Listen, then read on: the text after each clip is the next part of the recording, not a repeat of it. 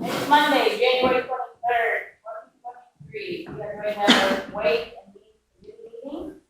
Call this meeting to order. Please stand for our opening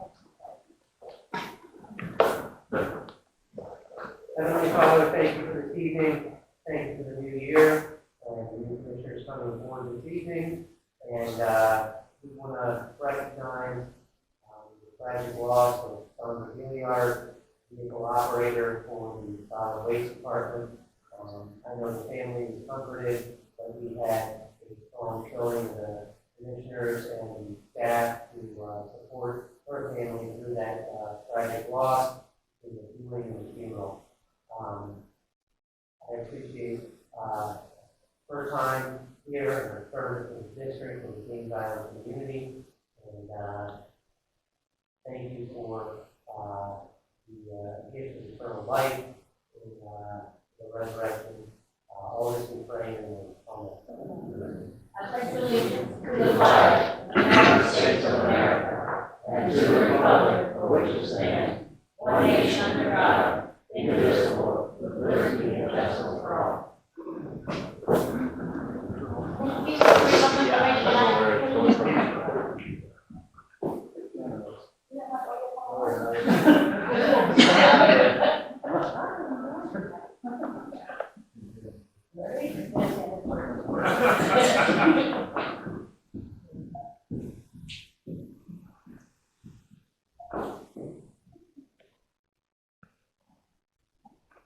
Freedom of Information Act, in compliance with the Freedom of Information Act, notice of this meeting is provided to all news media and persons requesting notification.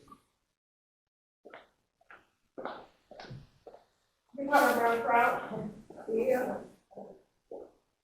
Commissioner Cantrell. Here. Commissioner Clifford. Here. Commissioner Grant. Here. Commissioner Lassman. Present. Commissioner Milliken. Here. Commissioner Wood. Here. All right, James Island Public Service District Leadership Team, introduction to the commissioner. All right, so I appreciate everybody pulling us to come a little bit early prior to the 7 o'clock meeting. You see a lot of familiar faces here, but I want to take the time to introduce first Fire Chief Tom Glick. And Tom Glick has insights in the fire department he'd be willing to share with the new commissioners. I asked him to bring cards for you. The new commissioners, I think it'd be great to be able to tour all the fire stations. I know you got to see Signal Point. I know you got to see Fire Station number 2 with the community, but it would be beneficial, especially see Fire Station number 1, 3, 4 if you haven't. Tom, while he's providing a tour of the fire stations, can give you some of the insights on how far the department has come, say, since 43 years of being with the department and the importance of ISO rating number 1, kind of give you an understanding of how the county has centralized the regional dispatch operations, as well as the automatic aid agreement, where we just added the city of Isle of Palm as the 7th entity. So, Tom, Fire Chief Glick has 2 direct reports, and that is Deputy Chief of Operations, Brad Smiley, and Deputy Chief of Administration, John Engelman. You usually see their smiling faces here as well. They'd be able to also give you some ins and outs between the 3 collectively. That represents approximately 97 years of service with the JIPSD Fire Department. So they've seen a lot throughout the year. So I just asked if he could give you his card. Please set up a time. He would love to be able to take you around and see what there is to see for the fire station. What am I missing, Steve? The main fire station in the ladder truck, as well as another company improvement. We can talk about that as well. All right. Hey, is life included on the store? I don't know. It depends depends about, their availability, they're able to, you know, be flexible to be able to make that happen. Next, I'd like to introduce Mr. Walter Desmond, who's the Director of Solid Waste Services, and he would love to be able to provide you a ride in the automatic side tipper or a full round-trip tour of the county landfill, see what they're up against kind of dumping out there. He could also answer questions about the solid waste wrap and how they're established and some of the frequently asked questions he gets from some of the residents as far as the differences between household garbage, yard debris, and bulk items we refer to as C and D. And the different pieces of equipment we use to be able to do that. Walter can kind of hop into any piece of equipment and he will be able to show you exactly the functionality of how that works.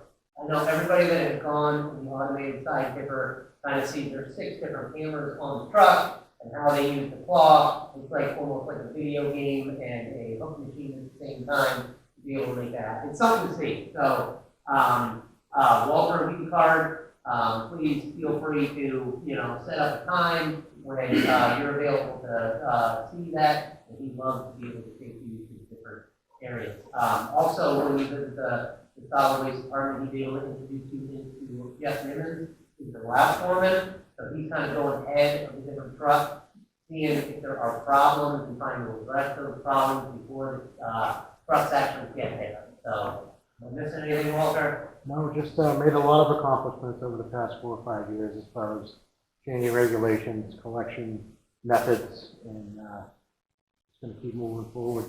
You'll meet Jeff at the next meeting. He will be here at the next meeting.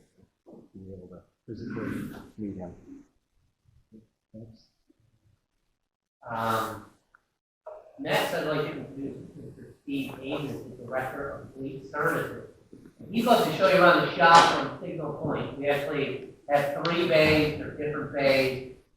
We can kind of show you how he does what he does on the different pieces of equipment. Steve is pretty much instrumental in helping to provide the specifications for the vehicles before they're ordered, and then shepherd that through the extended process from ordering the vehicle to actually obtaining the vehicle and taking possession, which has got longer and longer, unfortunately. So he can also show you in his office, he was an early adopter of Dossier, which is a fleet software system. So he can show you the repairs as far as labor and parts associated with each one of the different pieces of equipment. So we have rationale and justification for why we might be getting rid of a certain piece of equipment or keeping certain piece of equipment. And so we can kind of show you that, as well as when we buy the vehicles, we try to get warranty on the vehicles and the equipment. And so when there's outside warranty work or outside repairs, Steve is also instrumental in going and staying on top of when those vehicles are out for service and trying to, examples would be Cummings or International or CAT or something where we have either equipment or manufacturers under warranty. And in the shop, we can introduce you to James Weindauer, the lead mechanic that Steve works with, to try to keep everything rolling. Am I missing anything, Steve? Yeah, you guys want to come on the shop with that? Gloves? You teach how well. All right, next I got Joe Marcin, who's the Director of Wastewater Services, and can give you a backstage tour of the 68 pump stations in the back truck. So the back truck is one of the more complicated pieces of equipment we use to clean the 68 pump stations, and he can show you some of the larger pump stations on the island if you want to set up a tour. I know the new commissioners, you get to see SCADA, which is kind of like the central nervous system, and then that report, what's going on at the pump stations, he can take you in the field to see how it works or set up an alarm to see what is going on. He can also kind of give you an overview of what we're trying to invest back into some of the infrastructure, some of the issues we're seeing, what we're trying to do as we go through rehabilitation of both the lines, the pump stations, so we used to build pumps, And so we can give you as much information as you desire on the different types of pumps and how we keep it flowing on the island. And while you're at Signal Point or out the field with him, he can introduce you to Kevin Laban, who's a recently promoted Assistant Director of Wastewater Services. And Kevin has been with the district almost at least 3 years, almost 4 years. And Joe has been here, he moved down from Massachusetts in August. So he is being trained and bestowed the knowledge of Mr. David Hoffman onto Joe before David leaves next week. So, am I missing anything, Joe? You want to come by, lunch and food. Yeah, you want to go to lunch before you go out with Joe. Tamara White is the assistant district manager back here. You guys know Tamara White, and she's my right hand for managing the daily operations of the district. The directors go look for her in my absence, and she acts as district manager. She has almost 2 decades of experience with the district and has constant interactions with the commission. I'm off next week, and she acts as district manager in my absence. So Tamara is also heavily involved in the district's IT operations, human resources, and she's currently completing leadership training through the Local Government Leadership Institute. It's a partnership of 3 universities, as well as the South Carolina City and County Management Association. So Tamara serves as the clerk of the commission to make sure these meetings happen, and gets you prepared meeting packet ahead of time. Next, I have Ed Kilcullen, who's the finance director, and he oversees all aspects of the district's financial operations, such as accounts payable, receivable, payroll, capital assets, prepares the annual budget document with the assistance of the district manager and directors, and is the main contact for the annual financial statements and the audit report. So those are the 2 biggest cycles for the district, the budget and audit. Ed works with the district financial advisory firm, the bond council. They will meet both in February and March during the Ways and Means Committee meetings, and it's a CPA, as well as a certified fraud examiner, and has over 30 years of experience in governmental fund accounting and being able to maintain an environment, an appropriate environment of internal control. What am I missing there? How many toys other than spreadsheets? So Ed has his contact information, will be able to get it to you. Joanne Tucker. Yeah, Joanne, correct me if I'm not used to her being back there yet. So she's the administration manager, and she oversees the monthly utility billing process, which is the source of revenue for the wastewater fund. She also oversees the customer service department. That's 3 employees, and is able, basically the face of the district is the interaction with customers and best customer service. So she administers the state revolving fund payment drawdowns for the wastewater infrastructure project and assists with the wastewater development projects. And she is also in training with Tamara to perform as backup to the clerk of the commission. So Joanne reports directly to Ed, the finance director, and she also assists with the preparation of the annual audit. Then we have Charles C. Tarpley over here. Charles C. is the accounting manager and oversees the accounts payable and payroll functions for the district. So Charles C. participates in both of the major cycles as far as budget and audit. And we'll discuss the audited financial statements a little bit later on here, a regular commission meeting. Charles C. also reports directly to Ed, the finance director. And most recently, Charles C. has been coordinating with FEMA as the district seeks reimbursement for the emergency services provided after Hurricane Ian. The new commissioners understand this is a very labor-intensive process with FEMA. And Dorian is the most recent example. Dorian was in September of 2019, and we did not get reimbursement until 2021. And so there are multiple layers of being able to get through FEMA's red tape.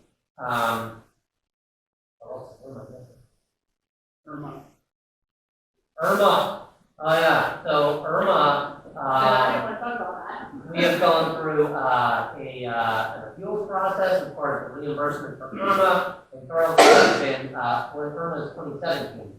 And so before Dorian, that was the previous hurricane, we are still going through, that project is not closed out. So we are back and forth with FEMA, Carlson makes that happen. That is, they'll be able to give you contact information for the new commissioners, any questions. Those are the members of the leadership team, and I just wanted you to be able to have a face with the name. As we talk to them, they will become familiar faces throughout this meeting, especially over the next couple months throughout the budget and the Ways and Means Committee meeting.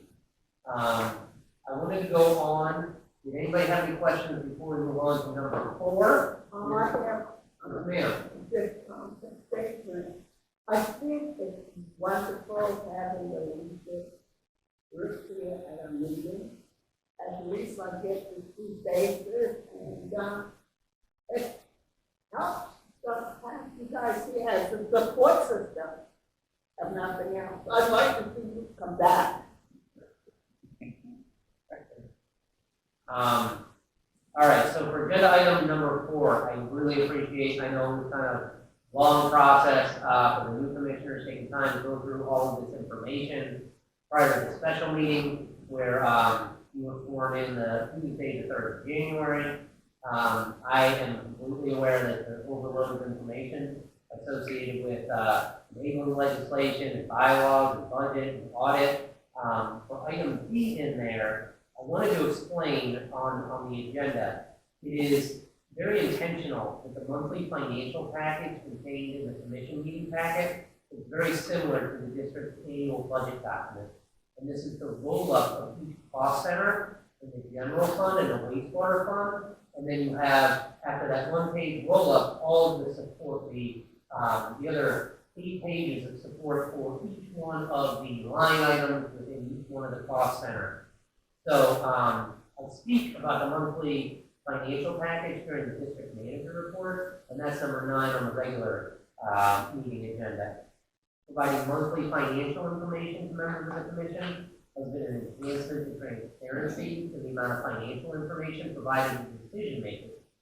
Also available on the public on the district's website are previous budgets, annual financial statements, and the monthly spending transparency reports posted on the website to be viewed by the public.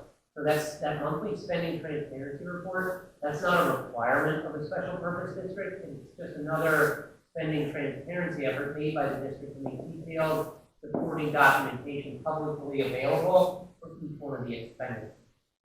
On item E, on the agenda, we have Gary Bailey from Love Bailey Associates as our audit team representative, and he will go through the fiscal year 22 audited financial statements and annual audit report.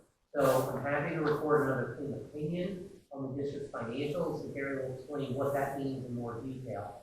And so when I sat down with new commissioners, the most recent set of financial statements is fiscal year 21. So Gary will kind of go through the differences between fiscal year 21 and fiscal year 22.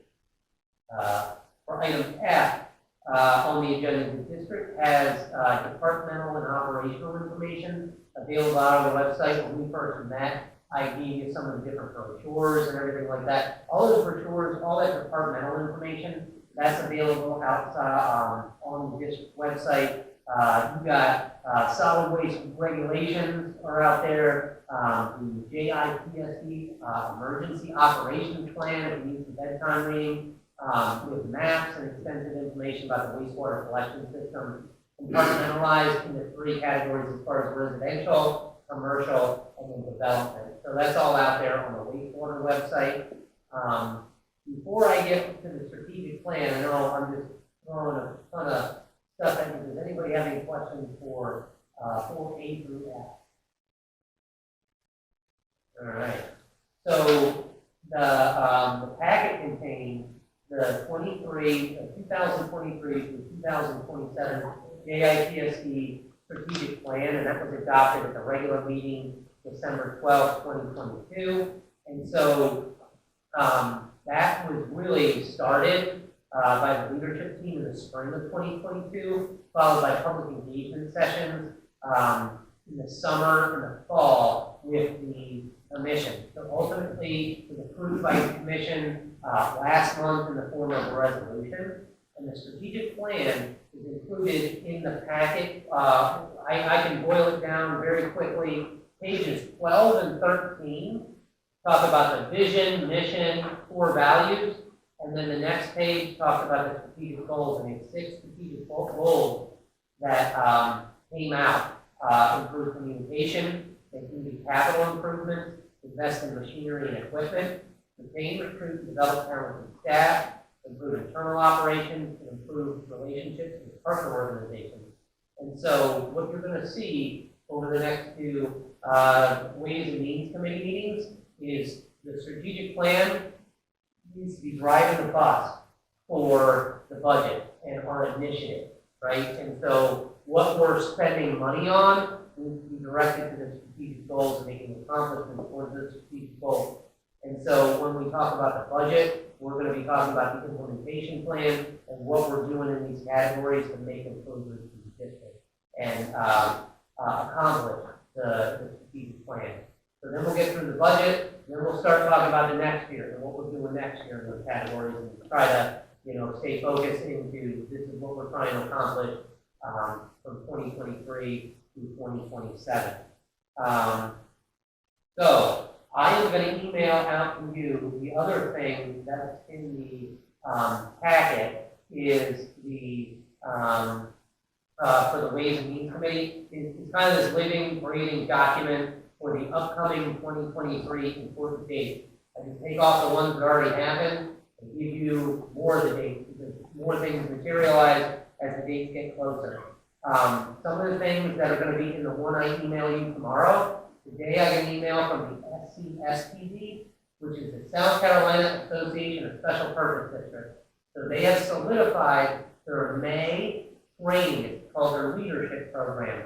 And that's a one-day event. It's from 9:30 to 3:30. Commissioner Grant has been to that the last couple of years. Commissioner Lightwood. And they bring experts from all over the state that work for Special Purpose District, and they provide training opportunities for the district administration and the commissioners. So that is on Wednesday, the 18th of May. If you want to go, let us know. I'll send you the flyer and everything about that. It's $100 to register, and it's well worth it with a training opportunity. And you can meet other commissioners in other special purpose districts and trade ideas and see what else they have going on. The other one with the SCSPD is they have changed their format of their annual conference in Myrtle Beach. It is now Thursday, the 19th of October through Saturday, the 21st of October. And again, this is a multi-day process where they bring in legislative updates and training opportunities for special purpose districts.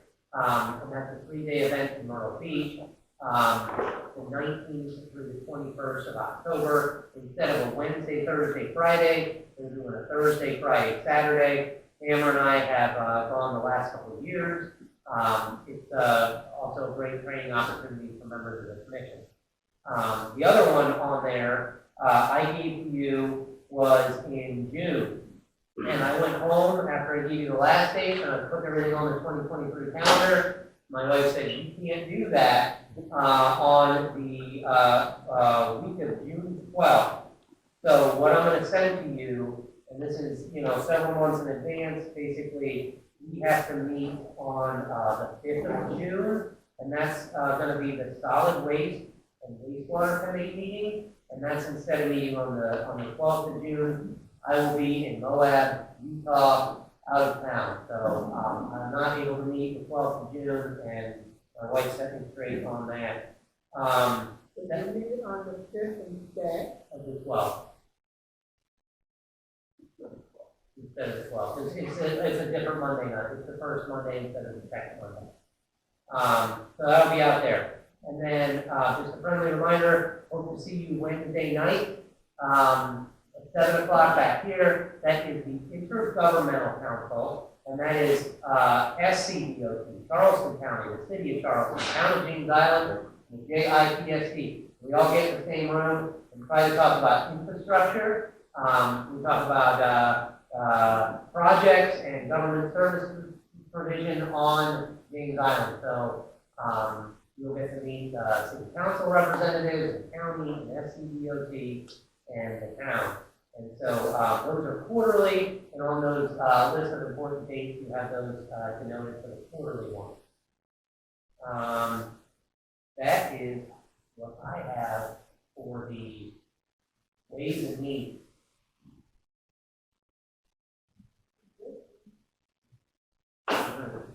I'm going to make a motion to adjourn the meeting. Roll call vote, please.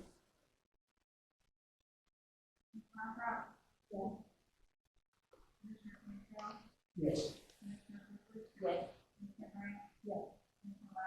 Yes. Yes. Okay, that adjourns the Ways and Means Committee meeting, and we can go right into the regular commission meeting.